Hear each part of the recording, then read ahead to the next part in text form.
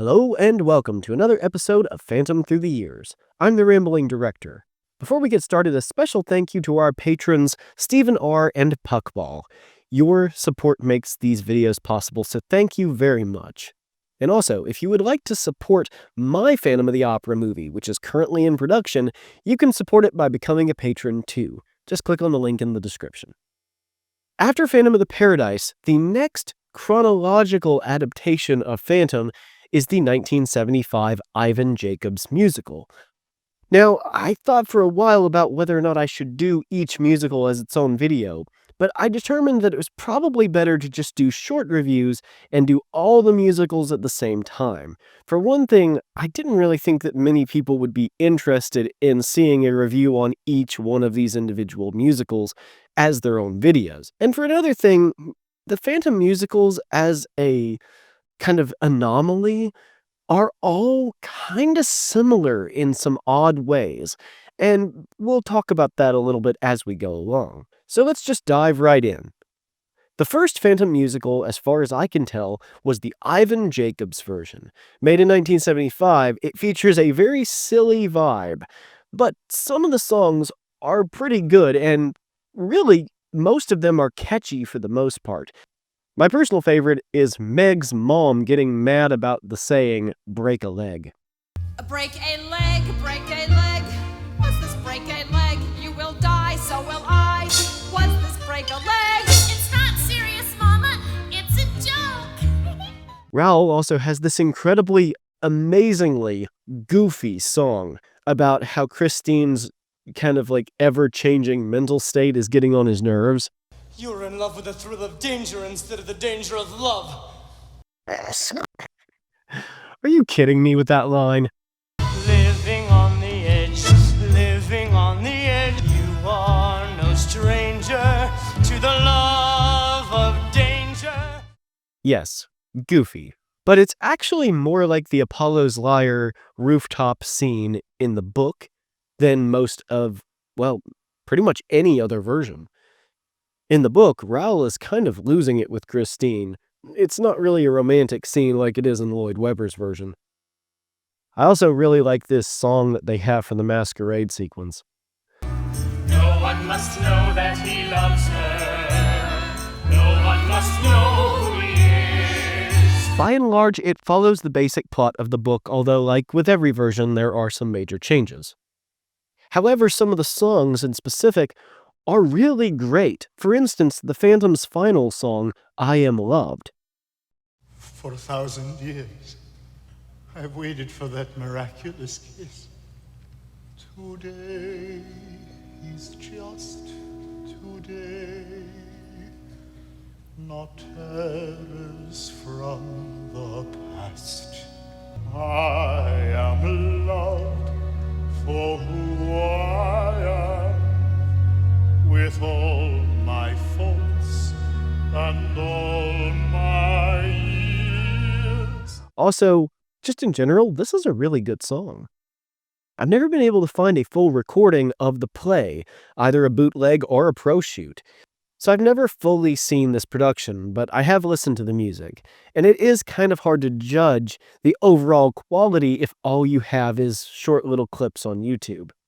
But what I've seen does actually seem very good.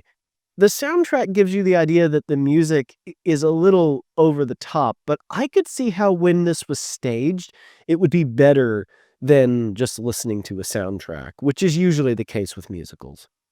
The ending in particular has to be one of my favorite versions. It's actually a happy ending, but don't worry, it's not lame or cheesy. Eric's last song, I Am Loved, pretty much sums up the final conversation that he has with Daroga in the book. And at the end, Eric just kind of walks off into the sunset. It's odd and unexpected, but also kind of cool. Out of the 100 versions of the story, I don't mind if there's a few where he actually just goes off and lives his life because he's content to have been loved, even if it was just one time. Now, amazingly, this version seems more similar to the Lloyd Webber version in terms of the finale final layer sequence. then Ken Hill's version, which is actually the play that inspired the Lloyd Webber version. The Ivan Jacobs musical also was the originator of the famous half mask, which is now synonymous with the Lloyd Webber production. However, this was the first production to use that particular mask in relation to the Phantom. The second Phantom musical is usually the one people think of as the first version, although that's really just because most people don't know the Ivan Jacobs musical exists. The second Phantom was the Ken Hill production, and is the one most people think of as the grandfather of the Lloyd Webber musical. By the way, I'm not trying to just compare every version to Lloyd Webber, it's just that is the most famous and well-known version of this story, period. Even more well-known than any of the movie versions we've been talking about. Made in 1976, just 1 year after the Ivan Jacobs musical, I've been unable to find out if this one was inspired by the Jacobs production, but we know for sure that Lloyd Webber was inspired by Ken Hill. More on that in a minute. The Ken Hill production uses real opera music with new lyrics, which are generally good and funny lyrics. This is a parody/comedy based closely on the book. It's a campy, overdramatic play which is not meant to be a serious adaptation at all. Of course, the novel is a melodrama, and this one steers hard into being melodramatic. It's got some great British black comedy, and a very goofy feeling with things like Eric's dramatic voice that he uses throughout the play. Side by side in my domain of darkness. There's also a great running joke about the chandelier fall.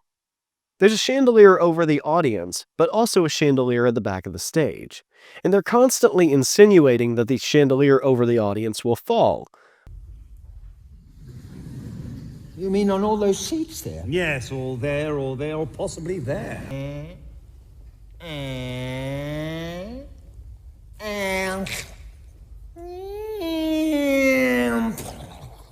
But then this happens. Bring down the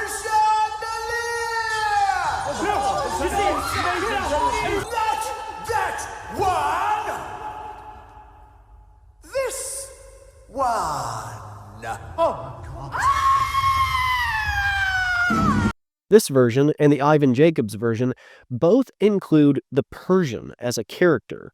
What's funny is that the Persian, or Daroga, has not really been seen since the Chaney version, and even then they change his name, so he's not technically Daroga. So you could say that Ivan Jacobs and Ken Hill were the first adaptations of Phantom ever to have the Persian in them at all. That's kind of amazing. Although this version does change up Daroga's backstory, at least he is a guy who spent time in Persia, and that's really all I ask. Madame Giry is made into a bigger character, much like the Lloyd Webber musical, but she's kind of weird. She reads tea leaves and stuff. There's some great humor involving fourth wall breaks, which I'm a sucker for. For God's sake, will you stop playing that bloody piano? Thank you. Now, can you please tell me, is there another way into Miss Dyer's dressing room? Some people have also pointed out that the entire second act is the finale, and all of the characters are trying to find their way to the Phantom's lair throughout the second act. Now, it's not presented like the novel. In fact, the entire cast ends up in the torture chamber, which didn't happen in the book.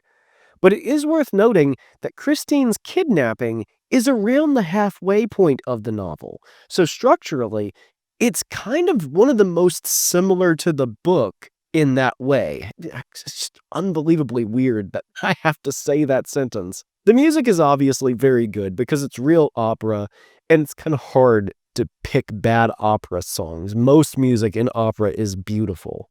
The lyrics are funny for the most part, and in fact, this production's humor is the main thing it has going for it.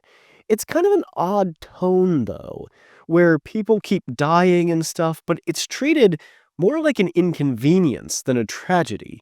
Now, that's funny, but they include a similar sort of tragic ending, sort of like the book, and you're just suddenly asked to connect with these characters, and it's a little hard to do that in the last 10 minutes when everything else has been a farce. The ending is changed from Eric dying of a broken heart, as in the novel, to him committing suicide by stabbing himself. Farewell, Christine. No! All I ever did was love forsake me. It's played very seriously and very heartbreakingly. It's just, again, kind of hard to switch gears to really feel the tragedy of his death. Now, Andrew Lloyd Webber saw this show and apparently really liked it. He offered to buy the rights from Ken Hill and produce it while rewriting some sections. Now, I'm unable to substantiate this. From what I understand, apparently, the thing that made Ken Hill turn down Lloyd Webber was the fact that Lloyd Webber wanted Sarah Brightman to play Christine, and Ken Hill did not. So, Lloyd Webber decided to produce his own version with Sarah Brightman. By and large, I have to say, it has elements that are closer to the book than Lloyd Webber, but the spirit of the novel is much better represented in his show than in Ken Hill's show. Finally, we come to my favorite musical of Phantom, and seemingly everybody else's favorite too. The Andrew Lloyd Webber version. This version has a fascinating history, and you can hear about it at length in the documentary about the play, which I've linked in the description. After being turned down by Ken Hill, Lloyd Webber moved on, but eventually bought a copy of the book and felt that the parody angle was all wrong. He decided it should be high romance, filled with gorgeous, lush music, and with the help of Richard Stilgoe, he produced a kind of first draft, which was performed for a group of his friends at Sidmonton. It sucked.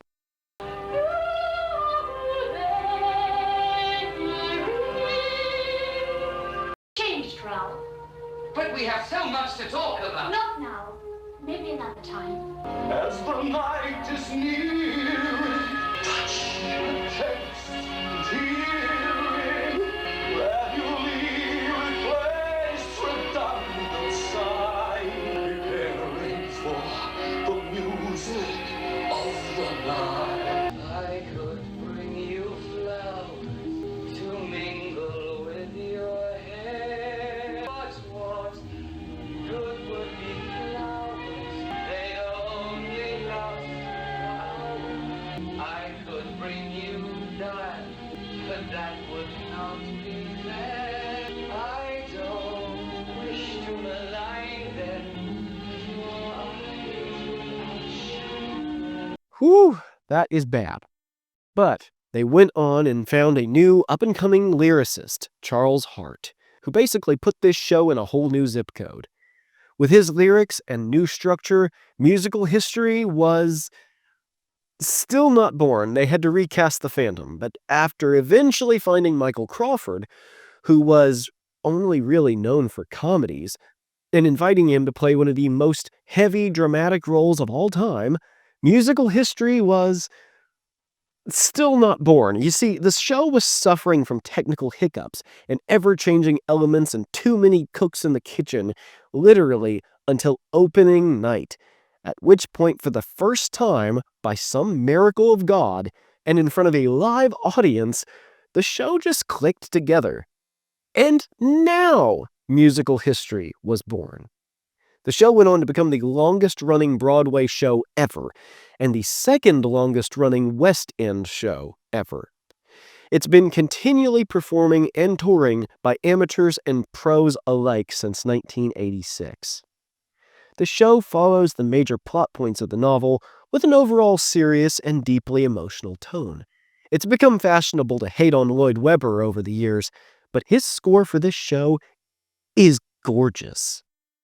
The lyrics are a triumph, and both Hal Prince's direction and Maria Bjornsson's design work are flawless.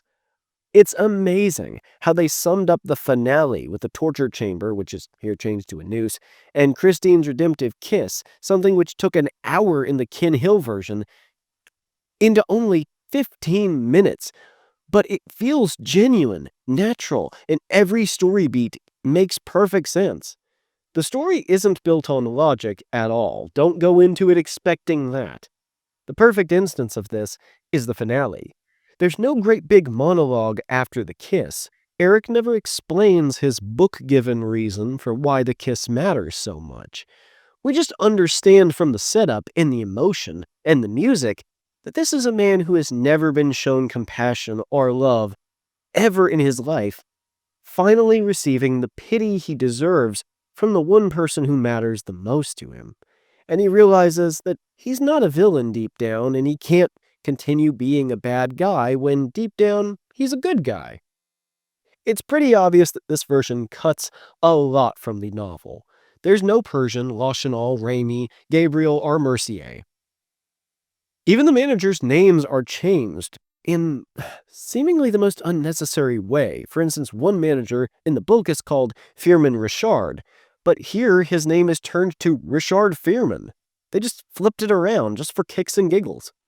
Carlotta is made a much bigger character, and all the motivations have largely been changed, excepting the main trio, of course. There's also some bits that just make no logical sense at all.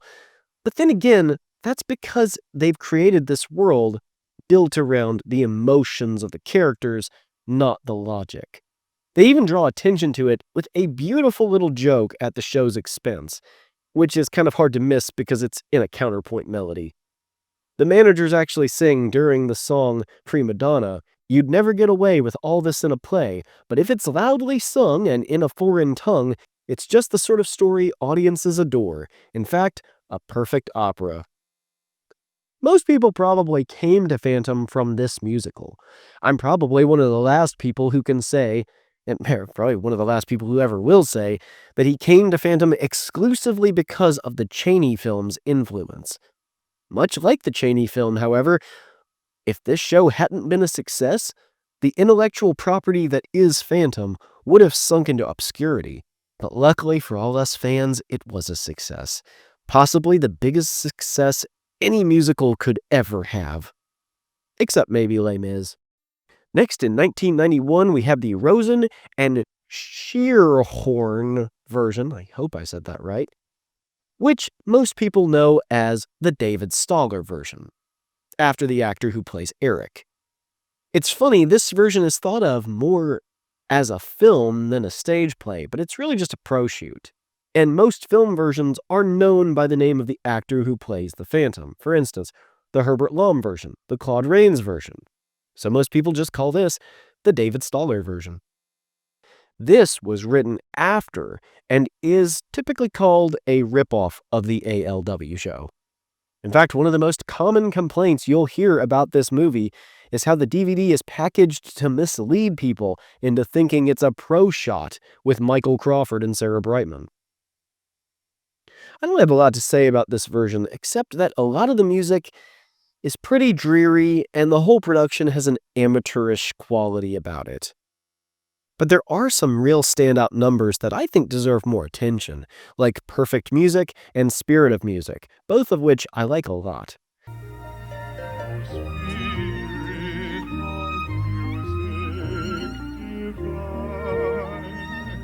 Here nothing is missing, nothing is gone. Perfect music will go on and on. All you must do is sing only for me. The first song, where the ballerinas are talking to each other about the rumors of the Phantom, is also really good. It's a very good representation of how the book starts out.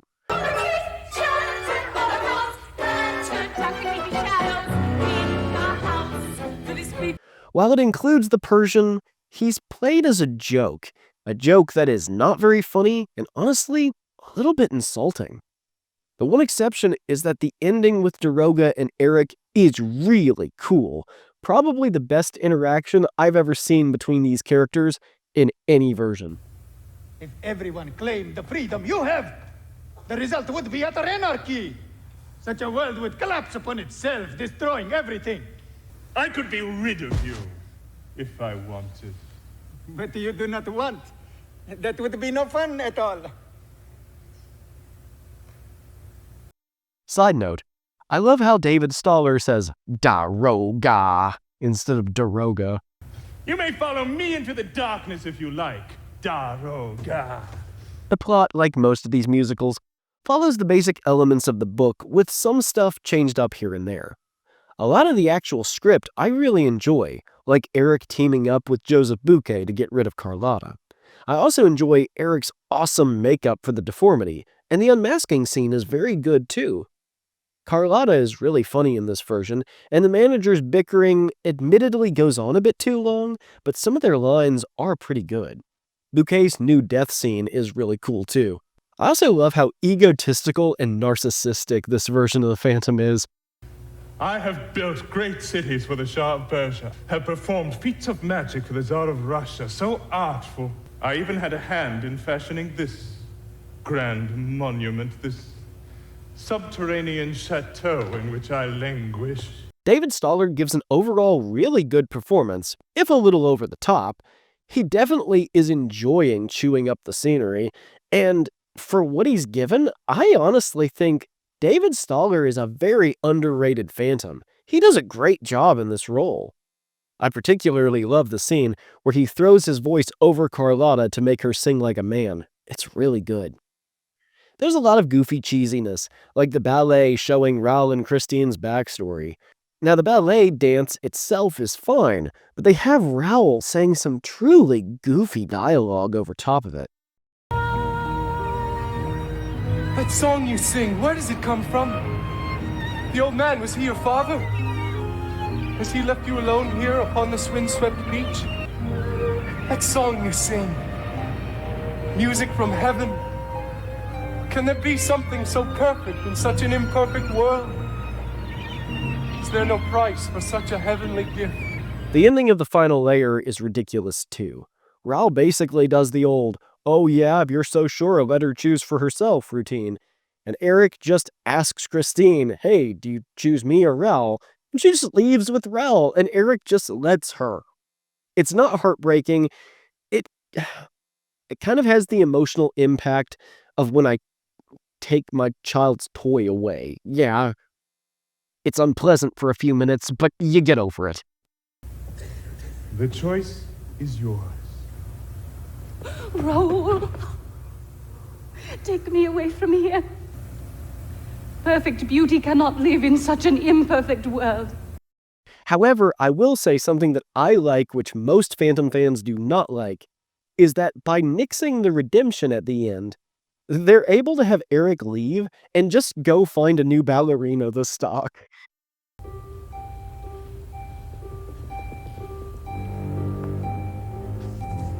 Do not be discouraged. Who are you? I am whatever you want me to be. Now, I know a lot of fans hate that, but since he's not redeemed, I kind of like it. It's another believable happy ending for Eric, and we can draw our own conclusions. Maybe he's learned nothing, and he's doomed to just keep repeating this process with everyone he falls in love with. Maybe Christine isn't even the first. Or maybe he learned something from Christine, and now he'll be able to make this girl truly love him. Who knows? Again, the standout reason to watch this, really, is just David Stoller's performance. Again, he's a little over the top, but man, he's having a ton of fun, and I have a lot of fun watching him. Next, in 1991, we got the release of Phantom, an American musical sensation. I don't know why that's the title, it's kind of silly. By Mallory Yeston and Arthur Kopit. It's to date the only musical ever to get permission from the Gaston Leroux estate to adapt the book, yet oddly, it's the only musical to completely depart from the book. In fact, it's much more its own thing than even the majority of the movie versions are. Now, in this version, Eric is still born deformed and lives in a basement, but that's really where the similarities end. In this adaptation, Carlotta is one of the new managers, along with her husband. The former manager retires, and in a twist, he's actually good friends with the Phantom. Raoul discovers Christine's talent and sends her to the opera for lessons, since she's like a homeless chick living on the streets selling music. So Eric only discovers Christine because of Raoul. What a twist! And by the way, Raoul is renamed to Philippe, inexplicably. He also has no brother named Raoul. It's not like they switched the brothers' names. No, they just replaced Raoul with Philippe, for whatever reason. There's one heck of a twist, where Carrier, the former manager who was friends with the Phantom, is actually Eric's father. And the unmasking scene in particular is probably the best ever. It's a psychological unmasking. Christine is making him promises that she can deal with his deformity and that she can love him despite his ugliness. There are so many layers to this, and she convinces him to take off the mask of his own free will rather than pulling it off. And, of course, it goes just as badly, but my gosh, the buildup is incredible. At the end, there's this great sequence where Eric kidnaps Christine and he's confronted by the police. So he asks Carrier not to let him be put on display again. So Carrier shoots him, killing his own son in order to save him the embarrassment that would come with being forced to show his face. It's heartbreaking, dramatic, and a really perfect ending for this particular Phantom. The music is really grand. It's both operatic, but classically show tune-esque. Now, two things to note. The first is a personal thing. This was the first show I ever saw live on stage, so it will always hold a special place in my heart. My dad took me to see this show when it was playing near us because he knew how much I loved the Chaney version. So this was actually the first musical of Phantom I ever saw. Yes, even before Lloyd Webber. Again, I'm probably one of the only people who can say that, so I'm kind of proud of it. Secondly, if any of this plot sounds familiar to you and you're a Phantom fan, it's because after the Lloyd Webber show came out and was such a success, most Broadway backers did not want to produce this show. They didn't want to compete with something as big as Lloyd Webber's show. So they sold off the script, removing all of the musical numbers, and made it into the beloved Charles Dance version, which is a miniseries which we'll be talking about soon. Now, besides the Andrew Lloyd Webber show, this is probably my second favorite version of Phantom of the Opera. But it's tied with another show, one which I discovered in my teenage years. And we'll be discussing that one next. In 1992, Toby's Dinner Theater produced a version with music and lyrics by Tom Alonzo. That's Alonzo with an S, not a Z.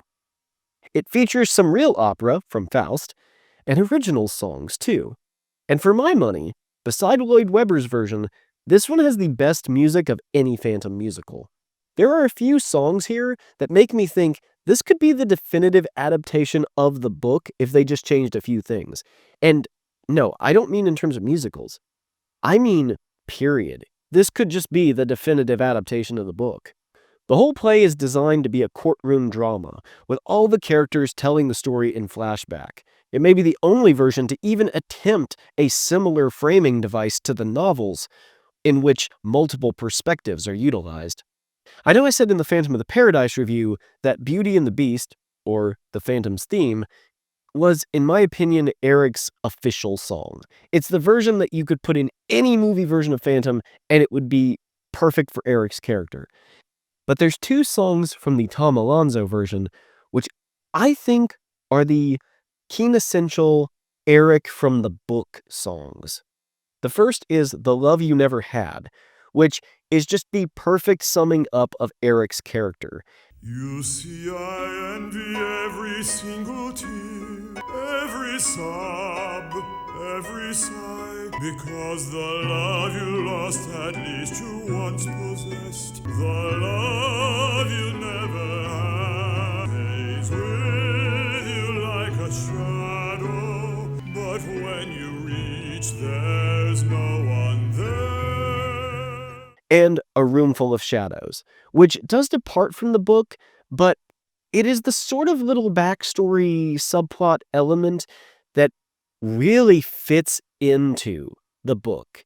Like, you could put it into the novel, and I would totally buy that it's a story that Eric would tell about his childhood. To hide me from the world. Pity her, Christine. He couldn't bear to look at her own child. We both spoke in whispers, the moment so fragile, afraid that somehow the stillness might shatter. It was something in the dark where she couldn't see me, always in the dark pretending not to be me. Only in the dark could we be free of what was really me. Braxton Peters is also one of the best Phantoms ever. He's got an amazing voice, and his characterization is very accurate. A Room Full of Shadows is also probably the most creative thing I've ever seen a musical do. Eric's younger self, the more optimistic self, a little kid who still understood what it was like to hope and to try to strive towards love even though he had never experienced it, shows up and starts talking to Eric, the elderly Eric, and the two of them have this great conversation. I was the child in that room full of shadows, too busy dreaming to curse my fate. I learned to hope in a room full of shadows. Where did you learn to hate? I was loved. It was only obligation. Sheltered me. By masking imperfection. Protection. Isolation. Devotion. Obligation. A mother's love. A mother's guilt. This world is so cold. It is better to some, but tender to none. And once every night in a room full of shadows is more than some ever receive. And gosh, when I listen to it, it's like being stabbed through the heart. It's such a good number. There's a lot of great songs in this in general. For instance, That's the Way It's Done Around Here is a very fun song. And Eric also teaches Christine, just like in the Yeston and Copit musical, but it's in her dressing room. I think this is the only musical to show Eric teaching Christine how to sing, giving her a music lesson in her dressing room, like in the book.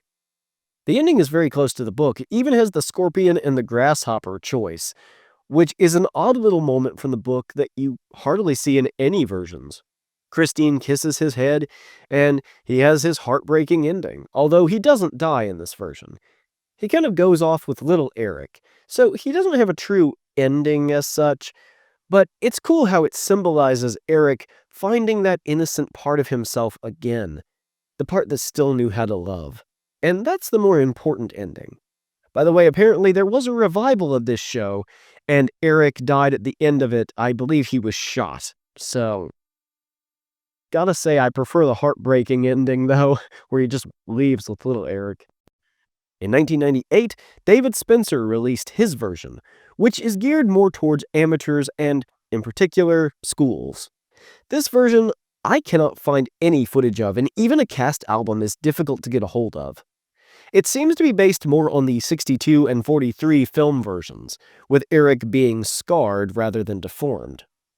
The overall plot is much more about society's intolerance towards the different and unusual, but it's so ham-fisted that it's honestly kind of funny. I awoke.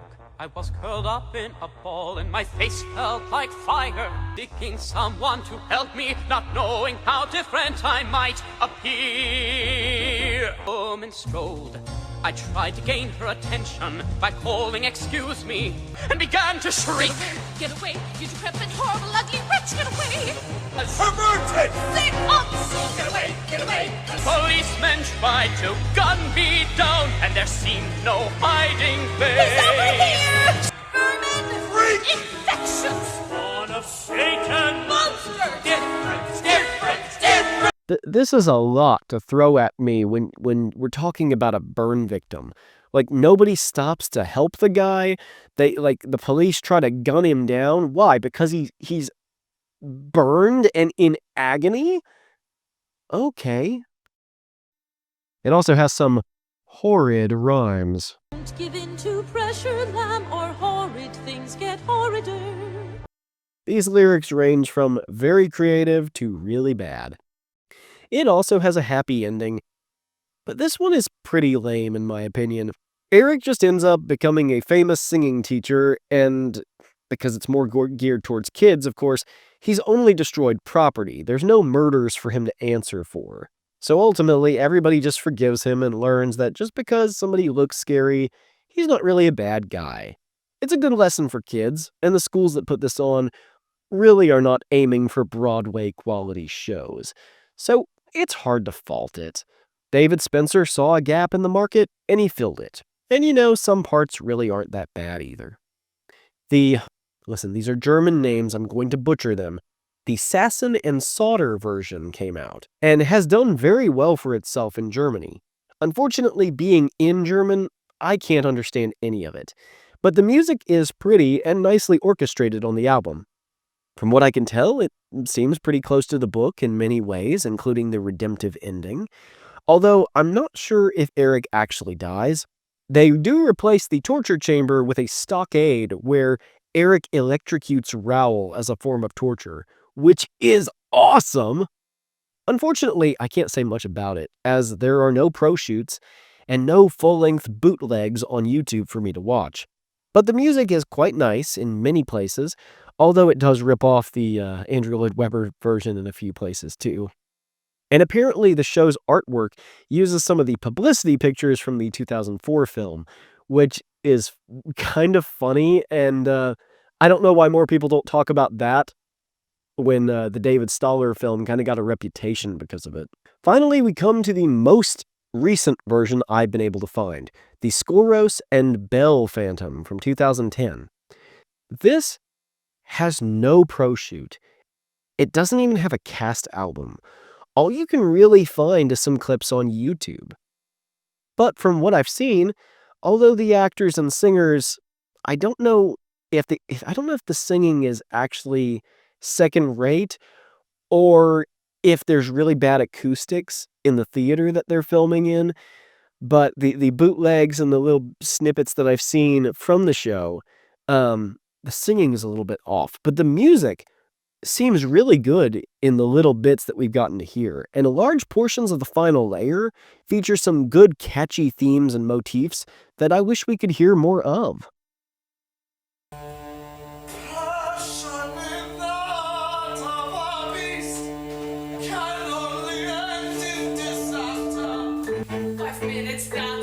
Should be simple, but it's not at all.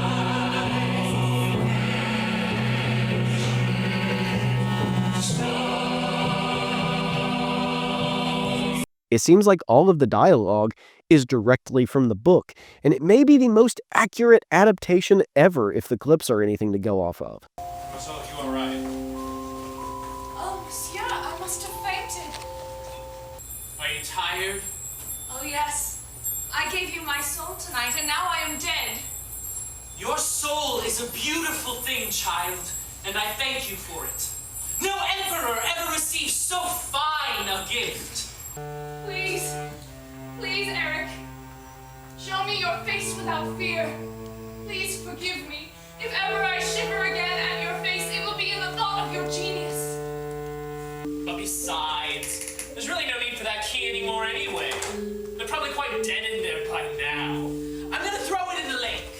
Oh, and Christine, mind the grasshopper, for it hops, and it hops, and it hops jolly high. Now, while I stand by that the Alonso version probably has better music overall and is so nicely structured and so reverent to the material that it's probably the definitive adaptation of the book into musical form, the Skoros and Bell Phantom seems to be more of a direct book-to-stage adaptation with songs thrown in. So it may have been closer in a literal sense. That being said, an adaptation using more source material doesn't necessarily equate to a better product.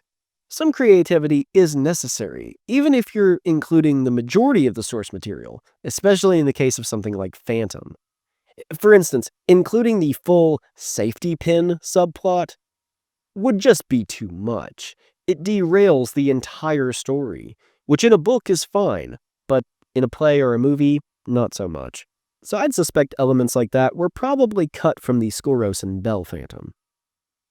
Now, the show didn't run long, but we need somebody to release the full show, even if it's not pro-shoot quality.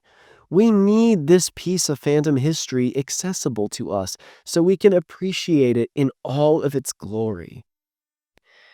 Now, another Phantom musical did come out more recently. In fact, it came out in 2010, the same year as the Skoros and Bell Phantom. But it needs to have its own video. It's funny how the musicals, ironically, seem to be more interested in the book and in the original themes of the book than the movie adaptations. Few movies even care about the book, which I guess makes sense as many of the adaptations were made while the book was out of print in the US. But overall, the musicals just seem to care more about the source material. And I think there's a reason for that. You see, it's harder to have spectacle on stage, and it's more expensive too. So theaters have to rely on creating genuine feelings and connections. Ironically, the Andrew Lloyd Webber Phantom is probably the biggest spectacle show you're ever likely to see put on stage. Movies have always been able to achieve spectacle in cheaper ways, and that's because we can use tricks. We can use forced perspective, and in more recent years, we can use CGI. While theaters, they have to do it for real. Movies have been fake since the beginning. We created matte paintings within the first few years of filmmaking so that we could cheat. But theaters to this day can't cheat. And it's a shame that more movies don't realize that the connection with these characters is enough to carry a film. You don't need to change it up for the sake of creating more spectacle or more gore or more violence or more sex or whatever. The characters and their connections are enough. And maybe one day Hollywood will realize that. There are some other stage play versions too, without music. Non-musicals, you understand. And some ballets, for instance, the 2025 Carl Davis Ballet. But that's all the musicals that I've been able to find information about. I know there are records of more, but I've been unable to find recordings or even librettos for any of the other versions. If more come to light or become available, then I'll do a part 2 to this video. In the meantime, thank you everybody for watching, God bless you, and I will see you in the next one.